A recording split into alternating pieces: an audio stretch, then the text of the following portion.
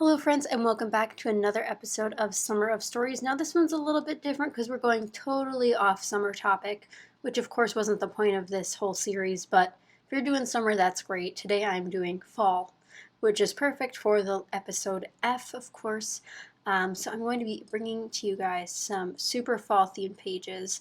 And if you're interested in seeing another fall page, my lovely patrons are receiving a real-time fall process video, which was really fun to work on. They'll be getting that this week as their exclusive real-time process video for Summer of Stories this week, so that's really exciting. I'm using this beautiful paper pad. I've used it tons of times before for all of my fall projects. I'm sure you guys are getting sick and tired of seeing it. I do believe it's no longer available. It's from Craftsmith Co., which is from Michaels. This is a hot buy paper pad. Really, really, really adore this plaid though. Like, holy moly. This is like one of my favorite plaids I've ever had. I love the colors. It's got like a mustard yellow, an orange, a deep teal, and then that like light cream in the background, and then a medium shade of brown weaves throughout there. So I really love those. But I'm scrapbooking two photos today, which is like my go-to. All of my layouts seem to be looking the same. You guys might not think so, but it's always, two vertical photos paired together, a band either horizontal or vertical, something like that. This one's a little bit different because I introduce a round shape into this one, so you guys will see me pull that out, and then you'll see me sort of explore that idea. And I also get a lot of inspiration from these leaves. Now these are from Recollections, I believe. Michaels creates these. They're not chipboard, but they're also not wood veneer. They're like a chipboard, but a weird chipboard, if that makes sense. So I pull out these fall leaves, and I try to use some of these fall papers from this KI Memories pad, which is quite old. And again, trying to use up my 6x6 paper pads this month. I'm hoping to finish this one. I might have to make a few cards to really finish it off, but I'm hoping to finish this one this month. And I know I'm running out of time. But I think this one works really well. It's a deep red tone, which isn't really in the color scheme, but it really just flows very well because of those natural fall colors. I looked through several of my other paper pads and do end up pulling out this one from Dear Lizzie Lucky Charm paper pad, which again is relatively new to me, but I know it's like from 2015, so some of you guys might still have this in your stash, might want to be using it. Works great for some fall layouts, has that rustic look to it. I also pull out this 12 by 12 sheet that's a dark brown, and I want that to be the main base, but for the first initial photo layer I go with those two 6x6 papers.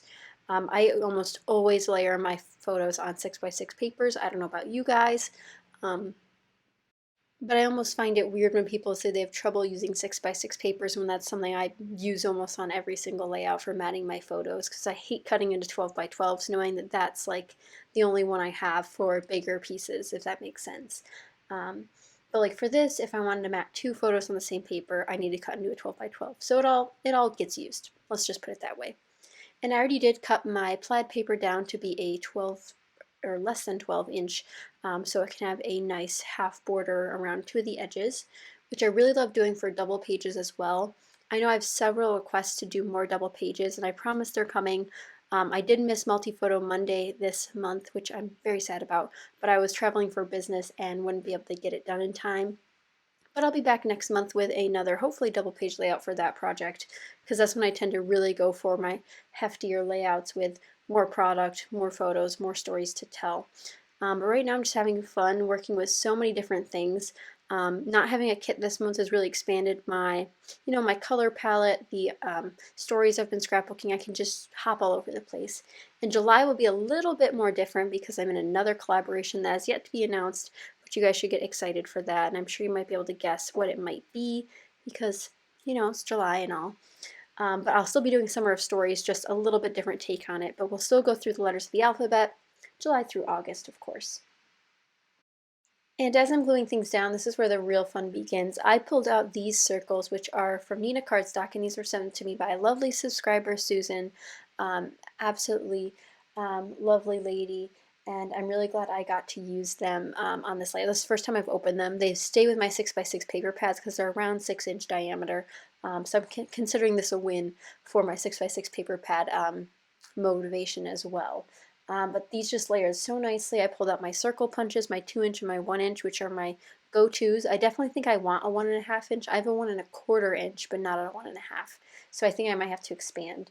But that kind of makes my 3 clusters right then and there. I do a little bit of paper punching with the red scrap I had left over from my 6x6 matting. And then those leaves, again, I pulled out to keep using as part of my clustering as well, which definitely helps give that cohesiveness that we're looking for, either repeating texture, pattern, color, symbol, all sorts of stuff. Here I'm doing 3 of the exact same object in 3 different places to help move your eye around the layout. I'm pulling out some of these LE Studio stickers because they have a cream base. And when something has a cream base, I tend to have trouble using it. So now that I know that this paper has a cream base, I can work with cream-based objects, or stickers rather, and it'll work better in my personal taste. I also look at some of these, which are the Carpe Diem stickers from the Reset Girl, and there was a whole sheet of brown stickers in there, which worked really, really well for this layout. I pulled out some of the arrows and like the little hearts and stars and put those on here. If you guys couldn't tell what the pictures are of, the one on the right is of my dog, Comet, and then the other one's my brother hugging our dog. So that's a little bit of a fun, moment there. Then I pull out jelly bean soup. Guys, I am like the queen of mixing stickers. I now keep my stickers really, really close to my desk, so I'm using them on almost every single layout. And I'd like to say that I'm making a big dent, but I'm truly not. I might use a bunch of stuff on each layout, but it's just not even close to making a dent. But I do think I want to go on a spending freeze, a real one, very soon. I haven't been shopping, it's just that I definitely just don't need stuff. I want to create more and spend less time shopping. But as those stickers go down, you can kind of see how repeating either stickers or, I have phrase stickers in each one. That really helps, dot your eye around because that cream stands out so much because it's so bright. And I think the circle elements help. And then there's now the titles going in. These are just some Pink Fresh Studio Boys Fort stickers. I tend to seem like these Pink Fresh Studio and Simple Stories make some awesome letter stickers, the flat kind, which I've really been into lately versus the thickers, which are just such a large font that I'm having trouble using them sometimes. But I really, really enjoy how this layout turned out. I thought I was going to use some of these cut aparts, but I actually saved those for my Patreon layout, and I use a ton of those on that. But here I'm kind of finishing up. I end up pulling out these enamel dots, which I believe are from a fall collection by Echo Park. I took out the packaging, so I'm not 100% sure. And guys, lo and behold, I finished another product.